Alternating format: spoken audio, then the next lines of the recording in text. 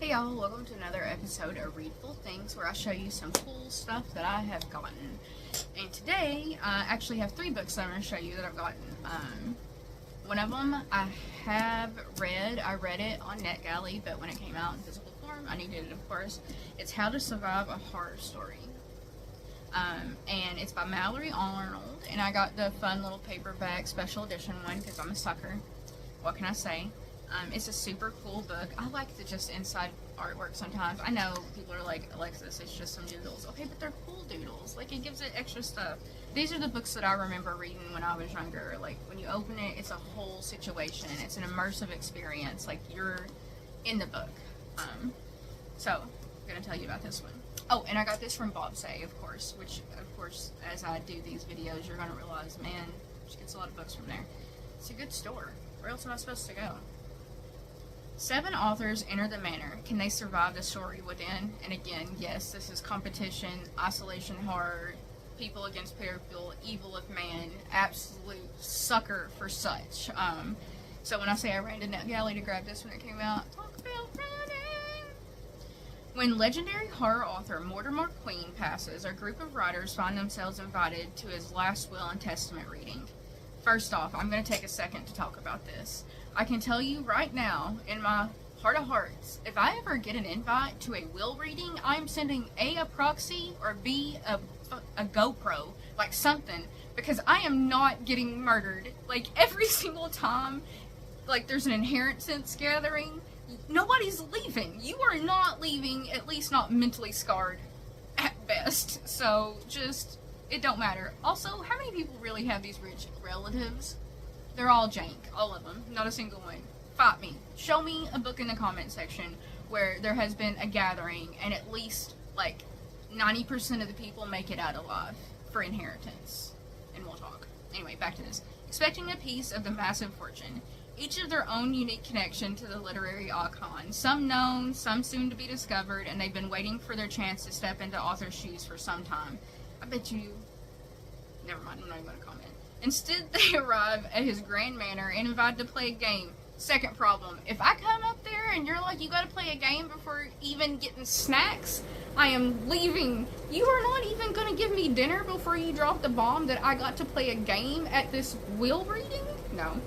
The rules are simple. Solve the riddle and progress to the next room. If they don't, the manor will take one of them for itself. Listen. Okay, does that mean that people are killing people, or does that mean the manor's eating them? Like, if you're straight-faced telling me this, I'm gonna have questions. But nobody ever asks questions, so that's concerning too. You see, the Queen estate was built on the bones of Mortimer's family, and like any true horror story, the house itself is still very, very hungry. So yeah, this book, of my dramatic synopsis that I just read to you sounds absolutely unhinged, and I'm telling you, I read it on NetGalley, absolutely loved it enough to where I had to get myself a special edition copy. So thank you, Bob Tay, for helping me out with that. Now that I've just went off the hinges with that one, I got to show you this next one, which I received, and again, super cool. It was very funny, and I'm going to try so hard not to spoil this because this one I've read and I haven't released my review yet, and I know, like, Lexus, do your review and release it before you do a video. It's just too...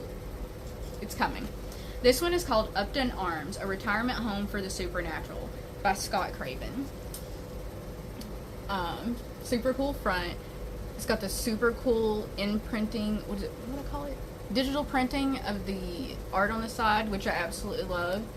And I've noticed this year there's been a big uptick in, like, elderly horror, and I talked to a couple of people in the interviews that I do for Purgatory Media about it because they've had some elderly horror type books, and it's almost like, you know, the authors are aging with us and starting to up the next thing that makes things scary or funny or relevant. You know, if you're not already thinking about, hey, what am I doing for retirement, your parents are retiring, so you're having to think, what am I doing? What are we doing here? And things like this are relevant, but this was funny. It was by Owl City Press, is the publisher, who sent me this copy to read.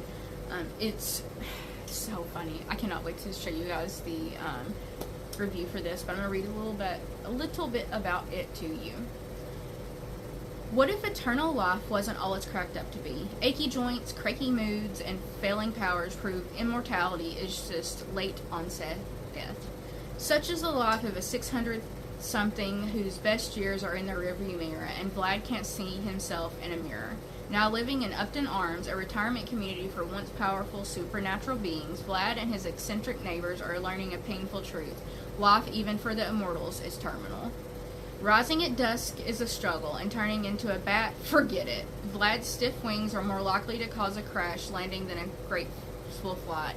And when it comes to his hypnotic powers, he can't even convince someone to grab the remote control in the community room that control their will. Just when Vlad thinks it can't get any worse, Upton Arms faces something more dangerous than his existential crisis: foreclosure. More dangerous than his... Well, I just repeated that. I'm going to cut this out of the video. Vlad sees it as a final nail in his coffin, even as the other tenants rally behind Lewis, a werewolf and unofficial pack leader. Together, they'll fight for survival, and Vlad will discover the shocking truth. It's not too late to start living again.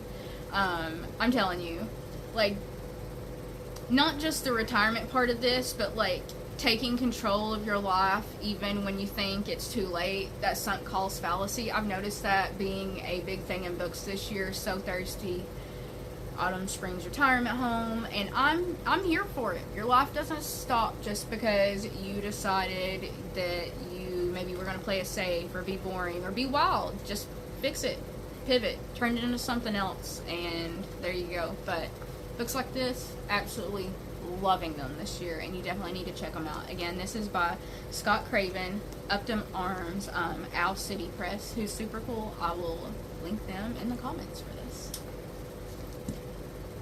Last book on my list I'm going to show you guys is one that I've actually been eyeballing and really wanted for a while, and did a thing with somebody and got it. It's Blood on Her Tongue. Bloody edges, because your girl is extra, so I had to get this one. And you're like, Alexis, it's paperback. I don't care, it's cool. Blood on Her Tongue by Johanna Van Veen. I know this is not super new, so tons of you have already probably read it. I have not, so I'm actually reading it. The Netherlands, 1887. Lucy's twin sister Sarah is unwell. She refuses to eat, mumbles nonsensically, and is increasingly obsessed with the centuries-old corpse recently discovered on her husband's grand estate.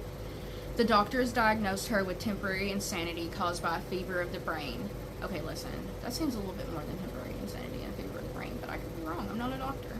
To protect her twin from a terrible fate in a lunatic asylum, Lucy must unravel the mystery surrounding her sister's condition, but it's clear her twin is hiding something. Then again, Lucy's harboring secrets of her own too.